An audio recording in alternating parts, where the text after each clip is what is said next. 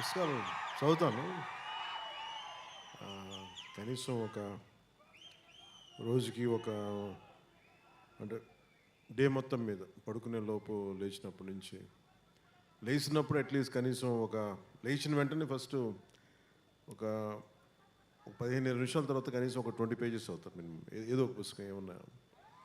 అలాగే కనీసం on average 2 గంటలు చదువుతాను అనుకుంటా minimum. On an average on a day. Wow, ఇంత బిజీగా ఉండేటువంటి మీరే ఇలా చదువుతున్నారంటే మేము ఇంకెంత చదవాలని ఆలోచిస్తున్నాం, నేను రాసి లీలా. అండ్ అలాగే పవన్ కళ్యాణ్ గారు ఇంకొక క్వశ్చన్ ఫ్రమ్ ద ఫ్యాన్స్. అప్పట్లో మీ ప్యాషన్ బైక్స్ అన్నారు. అప్పట్లో అంటే ఎప్పుడు 1940s 60s? ఒక 9 ఏళ్ల క్రితం మీతో పాటు నేను ఇంటర్వ్యూ చేసి. మీరు ఎలా మాట్లాడుతున్నారంటే 1940లో 56లో అయినా శ్రీ 420 రాజ్ కపూర్ గారితో యాక్ట్ చేసేటప్పుడు ఇట్లా మాట్లాడుతున్నారు. అంటే ఒక తిప్పి కొడితే ఎంత అండి, మొన్నేగా చేస్తా సినిమాలో. అదే ఒక 7 years బ్యాక్ నేను ఎస్వి రంగారావు గారు, కన్నమ్మ గారు అందరూ కూర్చున్నప్పుడు, కాదండి ఎన్టీ రామారావు గారు నేను కలిసి అట్లా కాదు. ఇది చాలు మాకు, ఇది చాలు, చెప్పండి. ఇది చాలు. ఇప్పుడు మీ ప్యాషన్ ఏంటో చెప్పండి. ప్యాషన్ అంటే దేనికి సంబంధించి? అంటే those days you said that your passion was bikes. So those days in the sense 7 years back when I asked you in the interview.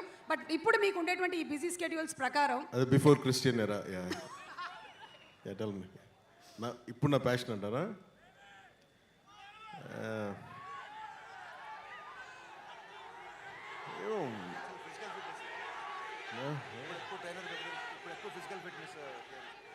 అంటే ఏది పడితే అలా అడిగారు, ఏది పడితే అలా చెప్పలేం కదా, అందుకని ఆలోచిస్తాను.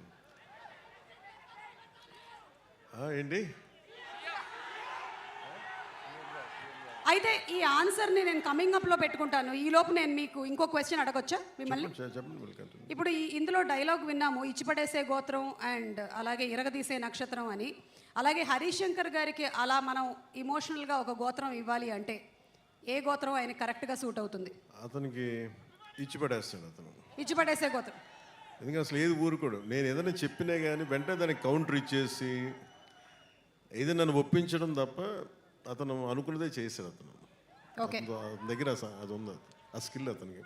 అందుకే నేను డ్యాన్స్ చేయను అని మెంటలీ ప్రిపేర్ అయినా అసలు నా చేత కూర్చోబెట్టి సాంగ్ చేయించి నా జీవితంలో నేను డ్యాన్స్ చేయగలనా లేదా నాకే సందేహాలు ఉన్నప్పుడు కూర్చోబెట్టి సెట్లో లాక్కొచ్చి స్టెప్స్ వేయిస్తూ ఉండే. వాళ్ళందరూ చూస్తూ ఉండేవాడు. నేను కూడా ఎలా వేయాలి నాకు అర్థమయ్యేది కాదు. ఏదో మా వాళ్ళందరూ కోప్పడితే డ్యాన్స్ అయిపోతున్న భయంతో చేస్తాను డ్యాన్స్. ఖచ్చితంగా ఒక మాట అంటే ఉంచుకోడు ఒంటి మీద, ఇచ్చేయాల్సిందే. అలాగే ఏదైనా అనుకుంటే చేంజ్ చేస్తాడు. అది నేను తను చూసి.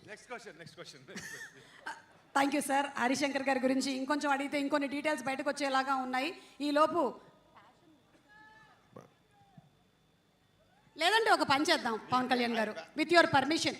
మీరు చెప్పినటువంటి ఆ డాన్స్ ఉంది కదా, అది ఎంత వైరల్ అయిందో మీకు మాకు మనందరికీ తెలుసు కాబట్టి దాన్ని ఫ్యాన్స్ ఎలా రీక్రియేట్ చేశారో ఒక్కసారి చూద్దాము. Let's have the video please.